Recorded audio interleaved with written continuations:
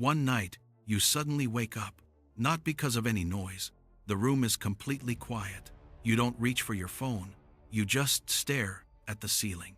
You don't know when it started, but sometimes you wake up in the middle of the night and your mind drifts to things you'd never think about during the day, like what you've actually been busy with all these years, like what's left after all the busyness ends, like whether things would be different now if you'd taken that other path back then. You turn over in bed. Deep down, you already know the answer. It won't be any different. What's meant to come will still come. What's meant to be lost will still be lost. But there's this thing, that particular night, it just happened to pop up out of nowhere. Not a big deal, really. But it weighs on you, pins you down, so you can't turn over.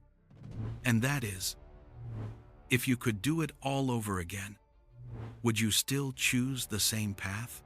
In 1952, an old man asked himself this very question. He was 53 years old. His body was half broken, just crawled out of 2 plane crashes in Africa, battered and broken, spent a lifetime writing novels, and lately can't even squeeze out a single complete sentence.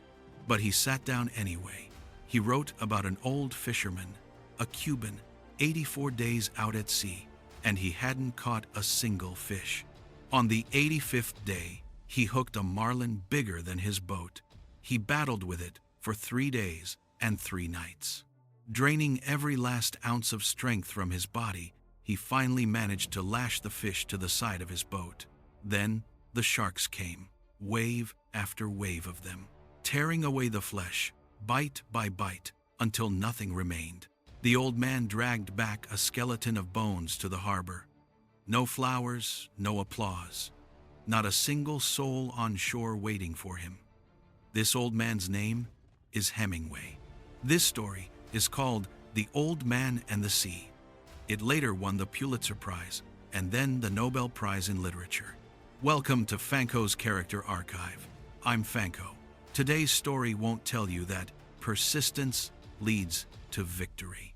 It doesn't even tell you what victory is. It simply shows you an old man on the morning after losing everything, still walking to the sea, pushing out that worn-out boat with its rotted canvas sail. Ready to dive into today's story with me? Let's set sail.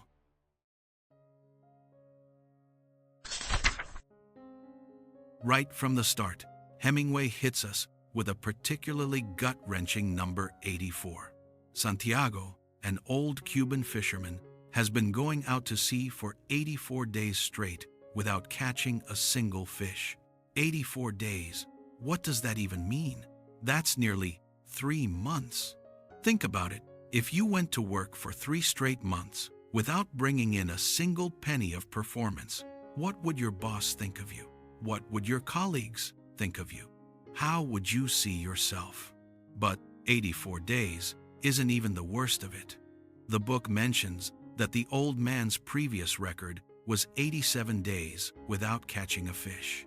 In other words, he's now just 3 days away from breaking his own record for the unluckiest streak of his life. What's even more ironic is that this old man actually knows how to fish. In his younger days, he was one of the most skilled fishermen in this small town. His hands were covered with deep scars carved by fishing lines, a fisherman's finest medals of honor. He knows the sea intimately. He's familiar with the habits of fish. His judgment of currents and weather is first-rate. So, why hasn't he caught any fish for so long? Because he's different from other fishermen. The other fishermen all went to fish in a sea area called Big Well. That's where the fish congregated most densely, and going there pretty much guaranteed a catch. You can think of it as a sure thing, a guaranteed win. But Santiago doesn't go for it. He insists on sailing out to farther waters, searching for the real big fish. He baits his hooks differently from everyone else. Others just cast their bait adrift with the current, taking whatever they happen to catch. Santiago doesn't do that. He drops his hook precisely, vertically, to the exact depth he's set, like a sniper who only aims at one target. He's not just catching fish, He's becoming a fisherman in his own way. Sound familiar? Isn't this just like those stubborn perfectionists we all know? They could totally take an easier path, but no, they insist on setting impossibly high standards for themselves. He could have easily just gone with the flow and made a living like everyone else. But no, he just had to chase after something nobody else could understand. And what happened? Everyone thought he was crazy. The book makes it very clear. The young fishermen in the village mock him behind his back, wondering if the old man has lost his mind. The older fishermen? They didn't laugh at him, but there was something in their eyes even harder to bear pity. You know, being laughed at isn't even the worst part. At least it means people are still noticing you. The most terrifying thing is being pitied, because the subtext of pity is, "You're finished, but I can't bear to tell you." Even more heartbreaking is the story of that little boy, Manolin. Manolin was the young apprentice who had always gone out to sea with Santiago. This boy truly admired the old man, believing that what the old man taught him was something no one else could. But when the old man went 40 days straight without catching a fish, the boy's parents couldn't take it anymore. "What are you doing, hanging around with some old guy who can't even catch fish? Quickly switch to another boat." The boy switched boats and caught fish on the very first day. Listen, folks, think about how cruel this detail really is. You held on to that belief for 40 days, and someone else proved you wrong in just one day. The person who once believed in you the most after leaving you, they're actually doing better. That kind of blow hits harder than coming home empty-handed for 84 days straight, because 84 days of failure only suggests you've had bad luck. But the fact that Manolin switched boats and immediately caught fish seems to say it's not about luck at all. But did the old man give up because of this? Did he lower his standards and go fishing in the big wells like everyone else? No. He went out to sea every day as usual, cast his hook precisely to the spot he'd set his mind on as usual, and returned empty-handed before sunset as usual. You know what's the most terrifying thing about this kind of persistence? It's not on the first day, and it's not on the 84th day either. Every morning when he wakes up in that shabby shack, knowing that today will most likely bring nothing again, he still gets up, walks to the sea, and, dragging out that old boat with its canvas so torn it had to be patched with flour sacks. It's this very act of standing up that's the hardest part. When Hemingway describes the old man's appearance, he uses a line that I think is one of the most stunning sentences in the entire book. He says, "This old man, everything about him was old, except his eyes. And his eyes were the same color as the sea and were cheerful and undefeated." You see, what a powerful image that is. The whole body has been weathered by time, worn down by the years, but those eyes still hold the vitality of life, still carry that unyielding spirit, the color of the sea, right? The sea that he's spent his entire life with, the sea that's both his battlefield and his home. And they're cheerful and undefeated, not resigned, not broken, but cheerful and undefeated. This one sentence captures the entire essence of this character. It's the embodiment of that famous Hemingway quote, "A man can be destroyed, but not defeated." The old man's body can be destroyed. His luck can run out. He can go 84 days without catching a fish. He can be mocked and pitied by others. But his spirit, that cannot be defeated. Those eyes tell us everything we need to know about who this person really is, deep down inside. Everything about him was old except his eyes. His eyes were cheerful and undefeated. You see, 84 days of failure didn't kill him. The mockery from his peers didn't kill him. The boy's departure didn't kill him, because there was still light in his eyes. This reminds me of something said by an extreme athlete I really admire. He said, "If you want to judge whether someone has vitality, don't look at how many wrinkles they have on their face or how many sunspots. Just look at their eyes. As long as there's still light in the eyes, that person hasn't grown old. Santiago is exactly that kind of person. The sun had marked his skin with countless brown spots, and the wrinkles on the back of his neck ran so deep they looked as if they'd been carved with a knife. But his eyes, those eyes that had witnessed countless sunrises and sunsets, were bright, carrying a hint of smile within them. 84 days of coming home empty-handed to others. This looks like a devastating failure.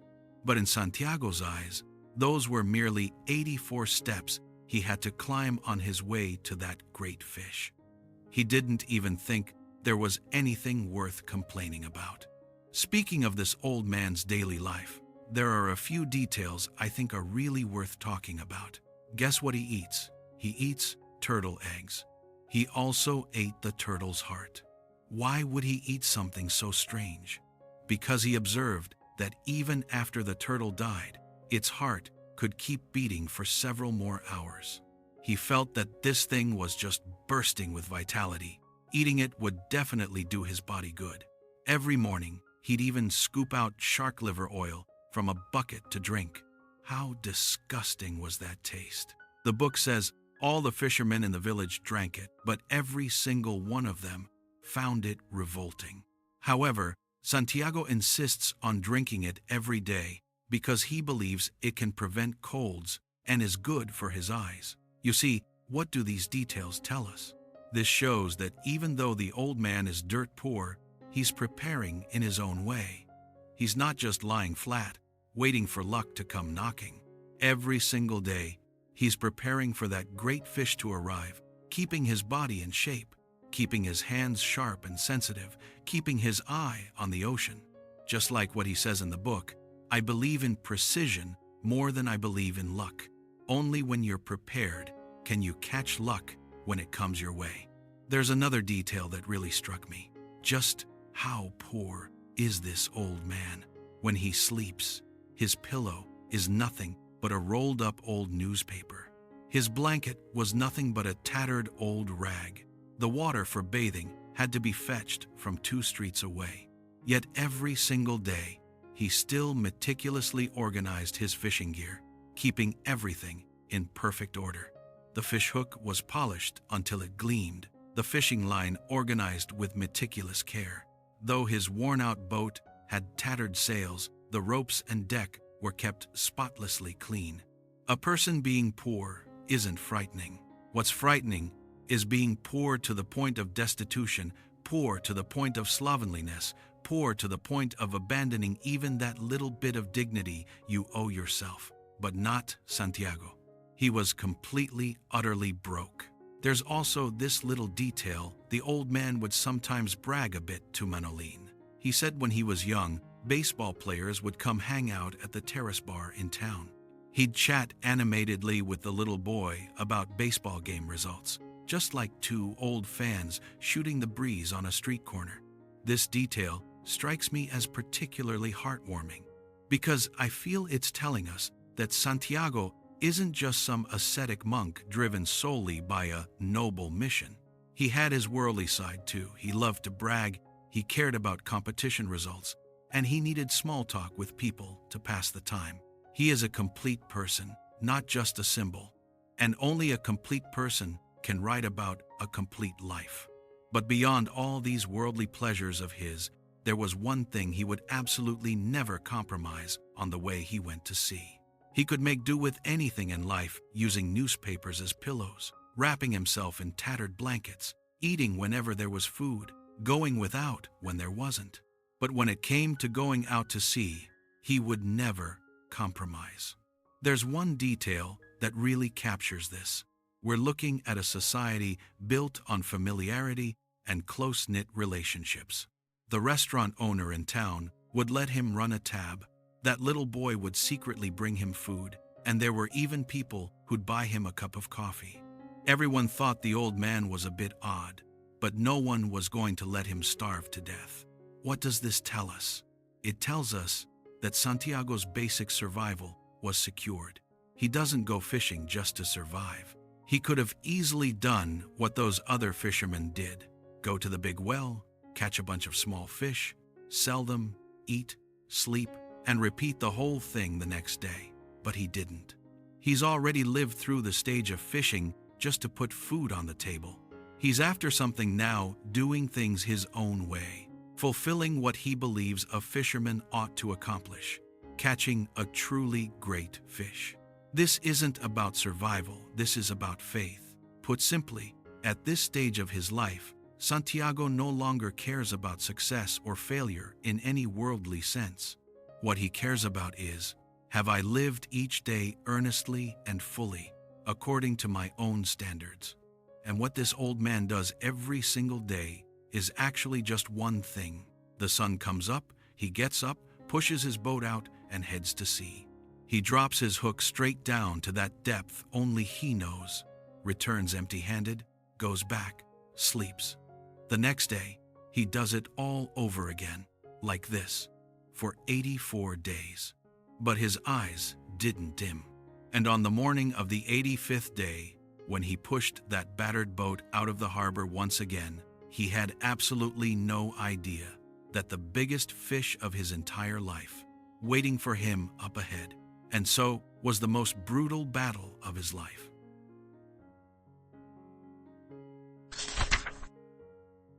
On the 85th day, Santiago sailed farther than usual. He ventured past the great well, beyond the waters where other fishermen dared not go, and headed straight into the deep sea. Then the line moved. At first, it was just a gentle tug. The old man's fingers rested on the line, feeling that subtle vibration. His experience told him this was no small fish. Sure enough, the line began moving toward the deep sea in a steady, powerful way. It wasn't the frantic thrashing of a small fish caught on a hook, but rather a calm, unhurried pull. It's like there's a truck at the bottom of the ocean, hooked to your line, and it's just cruising forward, slow and steady. The old man realizes this fish is bigger than anything he could have imagined. From this moment on, a 3-day and 3-night struggle begins. But notice, this isn't some Hollywood blockbuster kind of intense fight. On the contrary, for the first couple of days, almost nothing really happened. That Marlin stayed underwater, steadily pulling the old man's little boat out toward the deep sea. It doesn't leap out of the water, doesn't put up a violent struggle, it just pulls the old man forward with an almost arrogant bearing. And the old man could do only one thing: hold on. He wrapped the fishing line around his shoulders, using the weight of his own body to fight against the pull of the fish. The fishing line cut into his flesh. First, it hurt. Then, it went numb. And after that, he couldn't feel anything at all, because his hand had cramped up from the pressure. Picture this scene: a gaunt old man on a beat-up little boat, being dragged along by an invisible giant fish, drifting alone on the vast ocean. Nobody sees him. Nobody can help him. Not even the boy is there. There he is, just him and a fish, locked in a standoff right in the middle of the ocean. You think he's afraid? He's not. He even starts talking to that fish. Fish, I respect you deeply, and I love you. But before the sun sets today, I must kill you. At first glance, this statement sounds contradictory. If you love it, why would you kill it? But if you think about it carefully, this is precisely how Santiago relates to the world. He doesn't fight out of hatred. He doesn't hate this fish. He even admires it, admires its strength, its dignity, the unhurried composure it maintains, even after being hooked. He kills it because this is his calling. He is a fisherman, and fishing is his way. Just as a warrior must draw his sword, just as a hunter must load his gun, not out of hatred, but because this is the entire meaning of who he is. So he says, I will kill you in a way that honors you. He regarded this fish as an equal opponent, not just a piece of meat waiting to be slaughtered. This attitude might seem like a luxury by today's standards. In this age of efficiency above all, we've grown accustomed to charging straight toward results, treating the process as nothing more than a cost we're forced to endure. But for Santiago, the process itself is the purpose. He's not dealing with that fish, he's being with that fish. You're testing me, and I'm forging you. In the end, no matter who wins or loses, we've given each other a battle worth fighting. For 3 days and 3 nights, the old man endured suffering beyond what ordinary people could imagine. The fishing line cut into his hands until the flesh tore open and bled. He didn't have enough food, so all he could do was eat raw slices of flying fish pulled straight from the sea. When he was exhausted to the extreme, he dared not fall asleep, because the moment he let go, the fish would escape. He even starts talking to his own hand. "Hold on for me, don't cramp up, we're not at the point of giving up yet." He also begins to recall the past. He remembered the time when he was young, arm wrestling with a huge black man. That arm wrestling match lasted a full day and night. Countless times along the way, he wanted to give up, but he didn't. In the end, someone announced that he had won. He recalls this moment not to brag, but to remind himself, "I've endured tougher things before, so this time I can do it too." By the 3rd day, the fish finally started circling the boat. This was a signal its strength was failing. The old man knew the moment of reckoning had arrived. He concentrated his final strength in both arms, and the instant that huge silver shape surfaced, he drove the harpoon deep into it. The fish's blood stained a patch of seawater red. It struggled one last time, then rolled over, its white belly facing upward, floating on the surface of the sea. At that moment, the old man collapsed onto the boat. He looked at this fish longer than his boat, gleaming purple and silver in the sunlight, and the first feeling that welled up inside him wasn't joy. It's a profound respect and sorrow. "I've never seen anything more beautiful than you."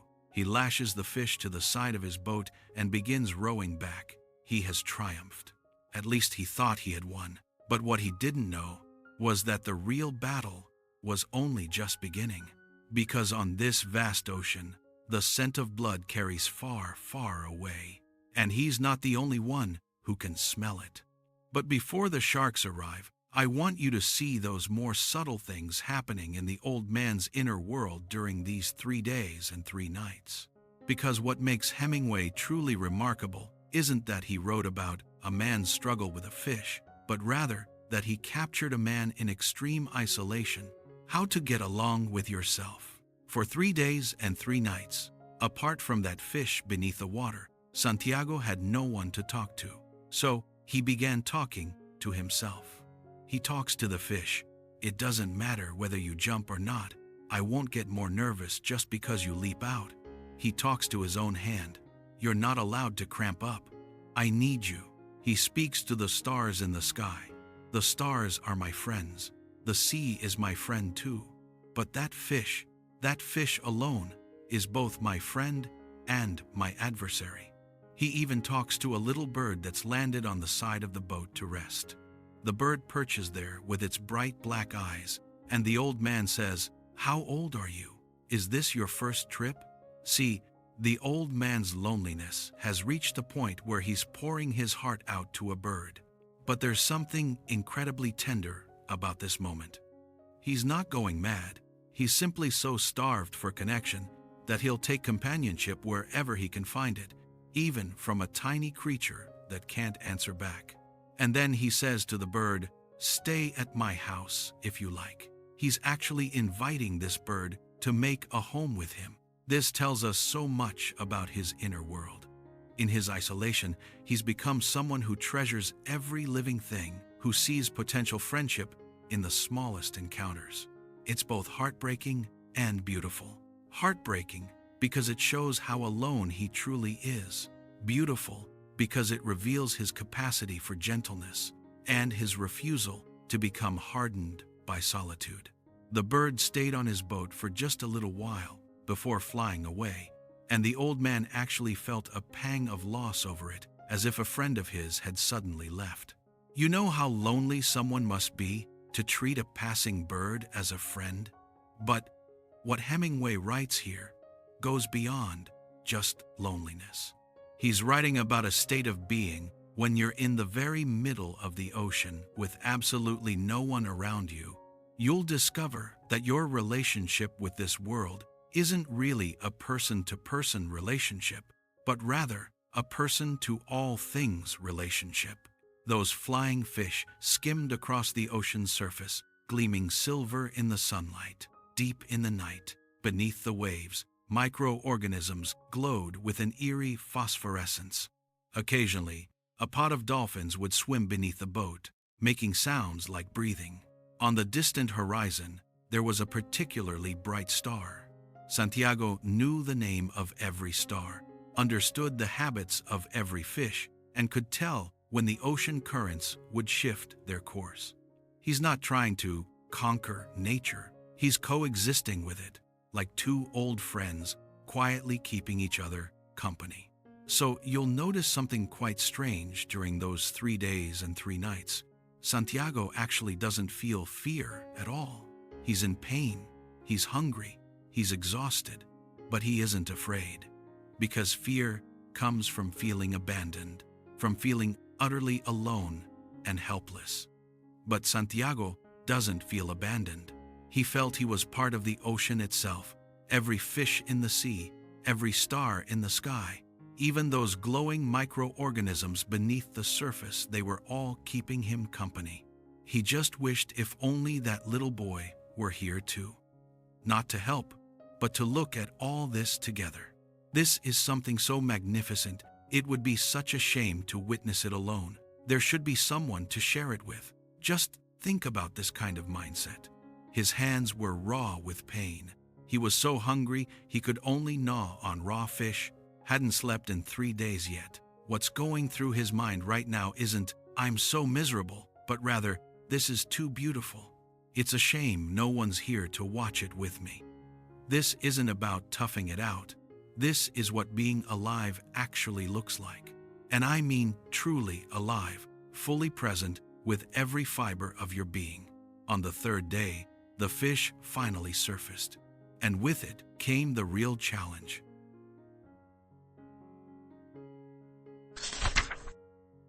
The sharks were destined to come the moment that first drop of blood hit the water. That's the law of the sea.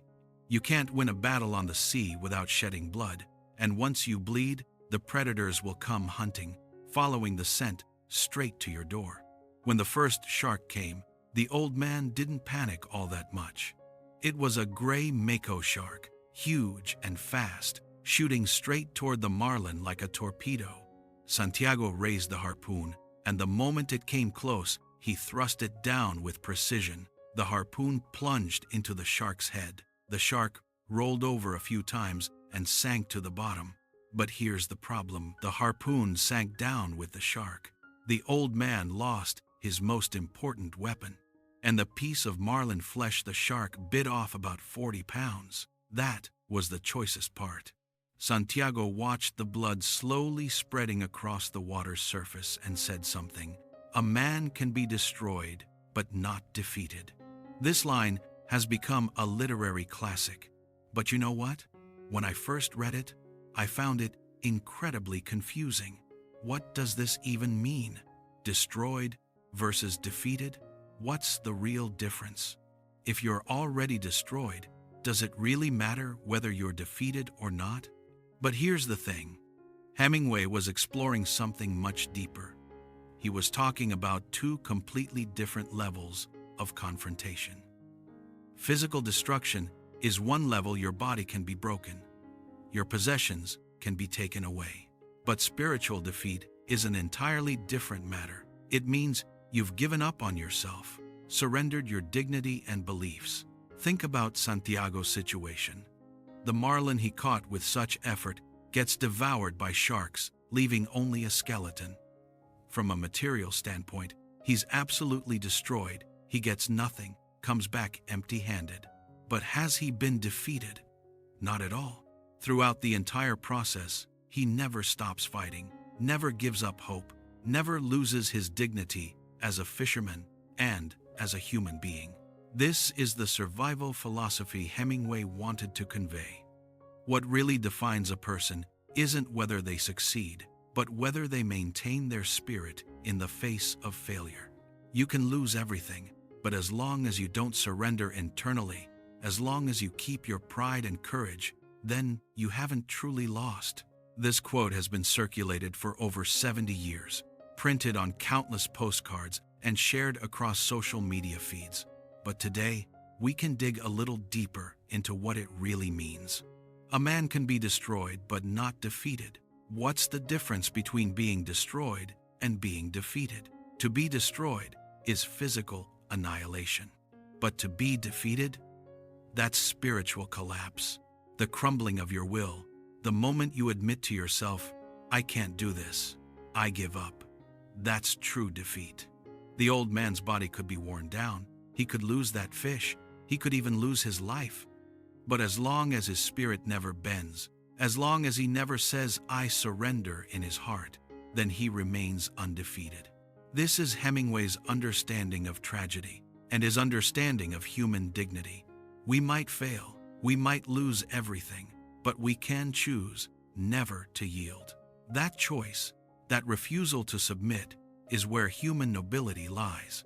Everything you've built with your own hands, your body, your achievements, all that you've worked so hard to accumulate can be destroyed by forces beyond your control. This magnificent fish can be devoured by sharks. Your savings can be wiped out by a serious illness. Your career can be reduced to nothing by a single upheaval. Being defeated, however, is a surrender of the spirit. It's when you yourself say, I can't do this anymore. I give up. I'm throwing in the towel.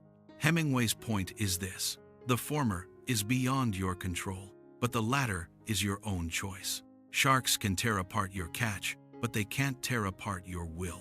What happens next is almost a cruel repetition. The second shark arrives.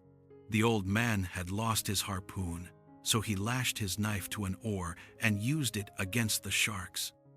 He struck one, but the blade snapped. The third and fourth sharks arrived. All he could do was strike at them with his broken oar. By the second half of the night, the sharks came in packs. They pounced on that marlin like a pack of starving wolves, tearing at it in a frenzied scramble. The old man had nothing left. The harpoon was gone, the knife was broken, and even the oar had snapped. He could only watch. Watch as that great fish, the one he'd traded 3 days and 3 nights of his life for, was devoured, bite by bite, until nothing remained. In the end, that marlin, once longer than the boat itself, gleaming purple and silver in the sunlight, was reduced to nothing but a skeleton. The fish head remains, the massive tail remains, but all the meat in between is gone. Everything returns to zero. What you fought desperately to obtain can be stripped away from you entirely in just a matter of hours. And he only said one thing, something very light, very quiet. I went out too far. Just that one line. No tears streaming down his face, no beating his chest in despair, no cursing heaven and earth. I went out too far. You see how restrained that line is? He didn't even say, I failed. He was simply analyzing the reasons objectively. If I hadn't gone out so far, maybe there wouldn't have been so many sharks. But notice, what he says is, it's too far, not, I shouldn't go. These are two different things. Too far out is a judgment about distance, while shouldn't have gone is a negation of belief. He never once denied his choice to pursue the great fish. He merely acknowledges that at the execution level, there might have been some aspects he didn't anticipate. This way of confronting failure, I believe, represents the most profound wisdom in the entire book. Most people, when they fail, find 2 things easiest to do first: blame others. It's all bad luck. That person screwed me over. Society is just unfair. Second, blaming yourself. I'm not good enough. I can't do it. I never should have made that decision in the first place. But Santiago did neither of these things. He doesn't blame the sharks because sharks are part of the sea. and what they do is no different from what he does when he fishes. Everyone's just playing by their own rules, using their own skills. He doesn't blame himself either, because he knows that if he had to do it all over again, he'd still make the same choice. He had to go to those distant waters. He had to catch that biggest fish. This was the entire meaning of his existence as a fisherman. So, he simply accepted this outcome with composure. Then, continued rowing back. When someone suffers a devastating blow, yet shows no anger, no resentment, no self-pity, no self-abandonment, just quietly picks up the pieces, continuing to take the next step, this composure carries more weight than any victory. When Eileen Chang was translating The Old Man and the Sea, she wrote a line in the preface. She said that the kind of perseverance Hemingway wrote about is actually composure under tension. See how precise that definition is? It's not that there's no tension, not that you're pretending not to care, but rather when you've already reached the peak of anxiety, when you've already lost everything, you can still maintain a kind of inner stability. This stability isn't numbness. Santiago isn't without pain. His hands were rotting, his back was killing him, and his heart was bleeding, but he just wouldn't break. Why? Because he knew this was the path he had chosen. He chose the hardest path, and everything on that path, the failures, the sharks, including the final fate of being reduced to nothing but bare bones, all of it is his burden to bear. Since he made this choice himself, there's really nothing to complain about. To put it bluntly, being a tough guy doesn't mean you don't feel pain. It means when you're hurting, you don't run away. When Santiago was rowing back slowly across the pitch-black sea, dragging that skeleton behind him, he wasn't actually surrounded by emptiness. The sea was still there, the stars were still there, and the Marlin's bones were still there. But more importantly, the entire journey, the battle, the struggle, the companionship, all of it was still there. These things had already become part of him, woven into his muscles, his memory, his very soul. This is why he could still sleep so soundly when he returned, why he could still dream of lions, because he understood that what truly matters isn't what you bring back, but what you become in the process. Those 84 days of catching nothing didn't defeat him. That 3-day and night struggle didn't break him. On the contrary, they proved that he was still that man, still the one who could go out far beyond all others, still the one who would never surrender. The ocean holds luminous microorganisms that stir up an ethereal phosphorescent glow in the ship's wake. Overhead, the sky is filled with stars, so clear and distinct they look like scattered, crushed diamonds. Occasionally, flying fish would skim across the surface of the sea, fluttering their wings with a flapping sound. Hemingway's writing here is particularly delicate. He's not dramatizing loneliness. He's telling you that even in the darkest moments, this world isn't empty either. If you're willing to lift your head and look around, you'll discover that nature has never abandoned anyone. Santiago spent those 3 days and 3 nights at sea, and the whole time there was one person on his mind, that young boy, Manolin. He wasn't thinking, if only the boy were here, he could help me pull in the line. He's thinking, such a beautiful thing, such a magnificent struggle, if only that boy could see this too. And we notice something here. He doesn't need help. What he wants is to share.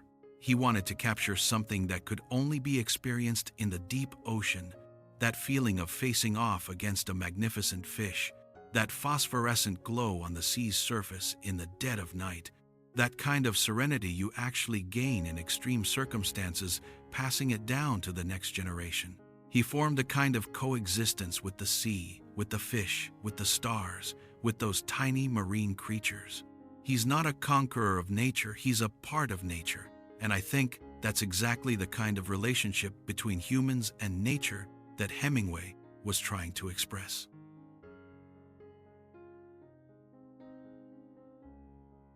Speaking of which, I think it's necessary to step outside the book for a moment and talk about the person who wrote it. Because you'll find that the reason Times, The Old Man and the Sea Times, is written with such authenticity is that Hemingway himself was that Santiago. Hemingway was born in 1899, the final year of the 19th century.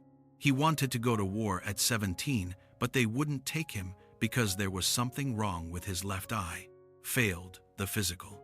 He wasn't ready to give up. He managed to land a job with an ambulance corps and got himself to the front lines. Then, on the Italian front, he was seriously wounded. He was only 18 years old. Later in the hospital, he fell in love with the nurse who was taking care of him. He loved her madly, thinking this was it, this was for life. So she rejected him. She chose to marry someone else. This was the first time in his life that fate had slapped him hard across the face. But if you think Hemingway became cautious and afraid to love again after that, then you really don't understand this man at all. Hemingway got married 4 times in his life. Every single time, she'd grab hold of a new love before letting go of the old one. Some people call this the Tarzan pattern, like swinging through the jungle on vines. He must first grab hold of the next vine before he'll let go of the one in his hand. He has an almost desperate, insatiable need for women.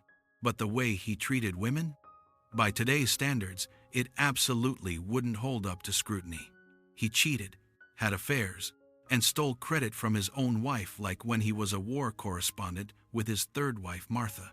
She was the one who stormed onto the front-line beaches, but he turned around and claimed all the glory for himself. He got stuck on the landing craft and couldn't get off the ship. Later on, he even stole credit for his wife's reporting work. What's worse, he actually hit his wife. But you know how Martha fired back at him? After Hemingway slapped her, Martha just walked out and slammed the door behind her, never looking back. This woman would later become the only wife who actively left Hemingway. She once told the media, "My primary identity is not as Hemingway's wife." You see, Hemingway, this man, was a genius in literature, but a disaster in life. He drank like a fish, and he never put down his cigarette. He loved competing with people, boxing, hunting, fishing. He had to be number one at everything. Going out hunting with his wife, they bag a lion, and he has to argue over whether he shot it or she did. They actually fight over this. He brought his competitive spirit into every corner of his life.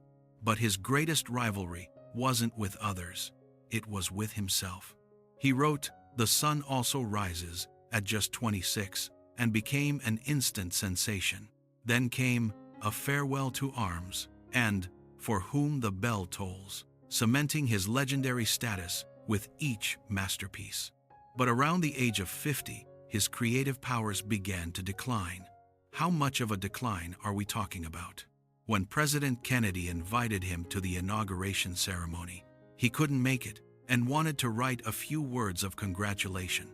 He struggled the entire day and only managed to produce a few lines, and revised it countless times. For a writer who was once brilliantly talented, this is more agonizing than death itself. It was during this low point in his life, just past 50, his health half ruined, his writing abilities nowhere near what they once were, fresh from cheating death twice in plane crashes. Yes, he plummeted from the sky twice in 2 days in Africa and survived both times. He wrote Times, The Old Man and the Sea. What kind of mental state is this? It's when you yourself are on the verge of collapse, yet with your last ounce of strength, you write a story about refusing to give up. This isn't writing a novel, this is self-rescue. Hemingway poured all his unwillingness to yield, all his stubbornness, all his defiance against fate, every bit of it into that old fisherman. Santiago is Hemingway's spiritual self-portrait. That old man fighting alone against everything on the ocean, that's Hemingway himself, a metaphor for his own struggle against aging, against illness, against the drying up of his creative powers. And that great Marlin, it was the perfect work he carried in his heart. After 3 days and nights of struggle, he finally caught it, but he knew, deep down, that the sharks would inevitably come. After The Old Man and the Sea was published, it first won the Pulitzer Prize, and 2 years later, it won the Nobel Prize in Literature. At that moment, he couldn't even attend the ceremony in person to accept the award. All he could do was record a message. In interviews during his later years, he would sometimes even involuntarily read out the punctuation marks. A genius who once dominated the literary world, in the end, couldn't even read fluently through sentences he himself had written. How heartbreaking is that image? But heartbreak isn't what I want to talk about. I want to say this: even in that state, he still managed to create the finest work of his entire life. Just like Santiago, even after 84 days of catching nothing, he still set out to sea on the 85th day. Whether you're a genius or an ordinary person, vitality, this thing called vitality, has nothing to do with your physical condition, nothing to do with your age. It has nothing to do with how much money you have in your bank account either. It only has to do with one thing: whether there's still a spark in your eyes. When Hemingway described Santiago, he said that everything about the old man was old, except his eyes. They were cheerful and unconquerable. I believe when Hemingway wrote these words, there was still light in his own eyes, though that light had only a few years left. On July 2nd, 1961, less than 19 days before his 62nd birthday, Hemingway ended his life with a shotgun in his own home. That hunting rifle was a birthday present from when he turned 10, a gift from his father. And here, there's something I think worth pulling out to discuss separately. In The Old Man and the Sea, there are virtually no female characters. Throughout the entire book, there are just two people, an old man and a young boy, plus a fish and some sharks. But the feminine presence is actually everywhere. How so? When Hemingway wrote about Santiago's relationship with the sea, he employed a particularly subtle technique. He sometimes referred to the sea as la mar, which is what people who love her call her in Spanish. Those who speak of her as an enemy always say el mar, which is masculine. The old man always thought of her as feminine, as something that gave or withheld great favors. And if she did wild or wicked things, it was because she could not help them.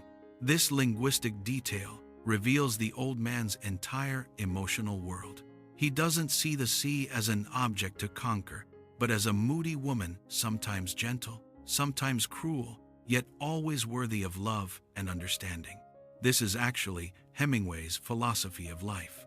True strength isn't about conquest and domination, but about maintaining respect and tenderness in the face of a force mightier than yourself.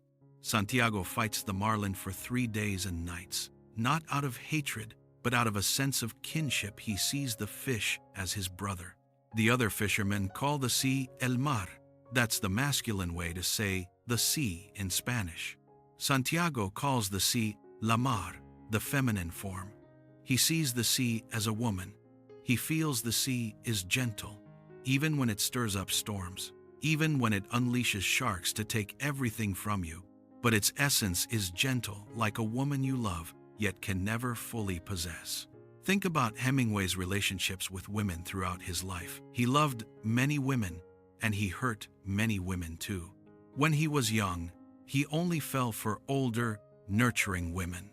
Then, as he aged, he became obsessed with 19-year-old girls. With each wife, it was the same pattern. He'd sweep them off their feet, then abandon them without a second thought. When he left, he never looked back. But by the time he wrote The Old Man and the Sea, he was already in his 50s, approaching the twilight of his life. You'll notice that in this work, his attitude toward women has changed. No longer driven by the youthful urge to conquer, to control, by that macho bravado, what takes its place is something softer, a reverence tinged with apology. In the book, Santiago's wife has already passed away. He keeps her photograph hidden beneath his shirt, where he won't have to look at it. It's not that she doesn't miss him, it's that she misses him too much and fears she won't be able to handle seeing him. He never mentions his wife, never recalls her. All his tenderness toward women has been projected onto the sea itself. Then when he was talking to the fish, he used a phrase, "I went out too far." This "too far," some interpret it as him reflecting on his navigation strategy. But I'd rather see it as Hemingway's reflection on his own life. I've gone too far in this lifetime. With women, I've crossed the line. They care so little for their own bodies. They cherish so little those around them. That tough guy who used to bare his teeth and act invincible in the final 10 years of his life, he finally began to soften. But this softening wasn't weakness. It's about a man who fought against the sea his entire life and finally learned to make peace with it. And the old man and the sea is the evidence of that reconciliation. His father also died by suicide later on. Several of his siblings did too. This family's history of mental illness rivals that of the Wolf family. In Hemingway's final years, he had developed severe paranoid delusions. He felt the FBI was watching him, convinced someone was out to get him even when his checked luggage was overweight on a flight. He believed someone had deliberately set a trap for him. He went to the psychiatric hospital for electroshock therapy, and when he came out, he thought he was cured, but he wasn't. That morning, still in his pajamas, he finished his breakfast. Then he picked up the hunting rifle and loaded 2 bullets. He had rehearsed this many times before pointing the barrel at his chin, using his big toe to pull the trigger. He'd performed this stunt before his friends when he was young. The sharp click as he pulled the trigger, startling everyone. That morning, he did it again. Just this time, the gun was loaded. I don't want to romanticize suicide. I don't support anyone ending their life this way.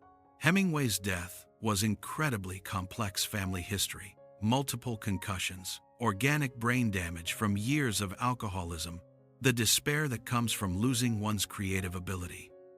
All these factors intertwine together. It's not something that can be simply summed up as unable to go on living. Phrase.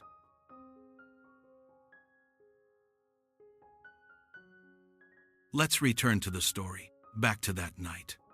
Santiago dragged that skeleton ashore in the darkness. There was no one at the harbor. No cheering crowds, no family waiting for the hero's return, not even a single lamp lit especially for him. On the shore, there was only the wind and the sound of waves crashing against the rocks. He got off the boat, removed the mast from it, hoisted it onto his shoulder, and started walking toward his shack. The mast was heavy, and his body had been completely drained by 3 days and nights of struggle. Every few steps, he had to stop and catch his breath, bending over, resting the mast on the ground for a moment, then hoisting it back up and continuing on. He stopped to rest 4 or 5 times before finally making it home. Some people later said this scene bore an uncanny resemblance to Jesus carrying his cross to the place of execution. That mast was his cross, and he carried it, step by step, through his final journey to the end. But I think there's a huge difference here. When Jesus suffered on the cross, at least there were crowds gathered around him, people weeping for him, people praying for him. On Santiago's journey, there wasn't a single soul, not even one spectator. Just think about what that means. You spent 3 days and 3 nights fighting an earth-shattering battle. You conquered a fish bigger than your own boat. You fought off wave after wave of sharks. You fought until you had nothing left, and then you carried whatever remained, walking home alone in the dead of night. No one knew what you'd been through. Nobody sees the blood you've shed. Nobody cares whether you've brought back a boat full of fresh fish or just a skeleton. Your only witness is yourself. Do you find this desolate? Perhaps many people would feel heartbroken reading this. But I want to tell you something. If you truly love something, the ending you'll ultimately face is most likely going to be just like this. Without flowers, without applause, you simply complete it quietly, all by yourself, and then quietly go home. Someone who participated in a round-the-world sailing race once told me about their experience. He took part in a 119-kilometer ultra-marathon trail run in Italy, running for 26 hours straight. When he crossed the finish line, it was 3 in the morning. A single lamp hung over the finish line arch, illuminating an empty street with not a soul watching. Just him, alone, beneath that one light, crossing the finish line. He said that at that moment he thought of Santiago. He said, if you truly love something, the first lesson you need to accept is this: there might not be anyone waiting for you at the finish line. The question you need to ask yourself is, when there's no one there to applaud you, are you still willing to step up to the next starting line? If your answer is yes, then it shows you truly love it. Santiago's answer, without a doubt, is yes. He returned to the shack, collapsed onto the bed, lying face down. The next morning, the boy, Marlin, came. He saw the old man's hands. The wounds cut by the fishing line were a mangled mess of raw flesh and blood. He cried. Then he went to get the old man a cup of coffee. Two people sitting together, quiet and still. Marlin says, from now on, I want to go out to sea with you. There's so much I need to learn from you. Santiago didn't make any grand declarations. He just nodded. Then he asked something incredibly down to earth. Has anyone been looking for me these past few days? Marlin said, the Coast Guard sent out helicopters searching for you everywhere. After hearing this, Santiago didn't show any particular reaction. He just keeps drinking his coffee. You see, those fishermen around him, when they saw the fish skeleton the old man brought back, many of them expressed their regret. But what's the nature of that feeling of regret? It's that she feels sorry for him going through all that trouble for so many days, only to come back empty-handed. But Santiago himself didn't feel like it was all for nothing. He had accomplished what he set out to do. He fought his battle on the ocean in his own way. That great fish came to him, and he caught it. Sure, the sharks ate the fish meat, but so what? He knew what he had accomplished, and this knowing, it didn't need anyone else's validation. Santiago, before he set out to sea, was a pitiful old man who'd gone 84 days without catching a single fish, someone everyone felt sorry for. Santiago came back, and from a worldly perspective, he seemed even worse off bringing back nothing but a skeleton. But he was different now.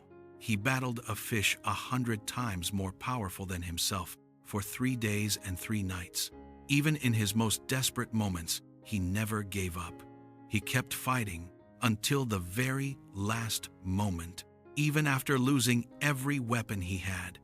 The difference isn't in what he brought back. The difference is in his eyes. Before setting out to sea, those eyes were cheerful and undefeated, and after returning, those eyes remained just that.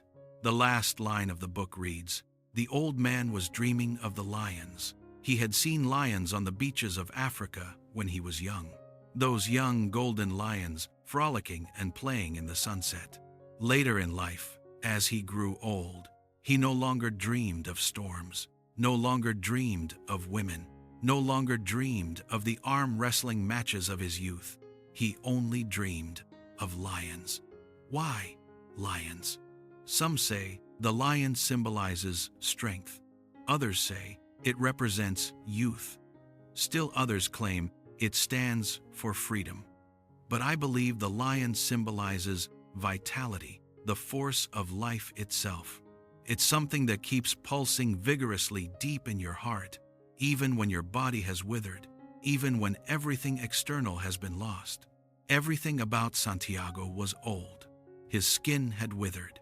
His hands were torn to shreds. His boat was falling apart, and his fish was gone.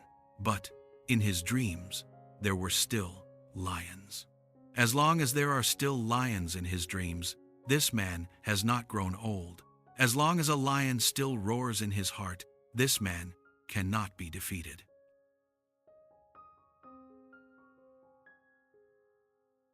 Speaking of which, I want to talk about one final scene.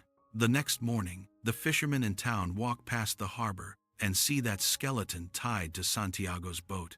A tourist pointed at the skeleton and asked the waiter, "What's that?" The waiter said, "A shark." He couldn't even recognize what kind of fish it was.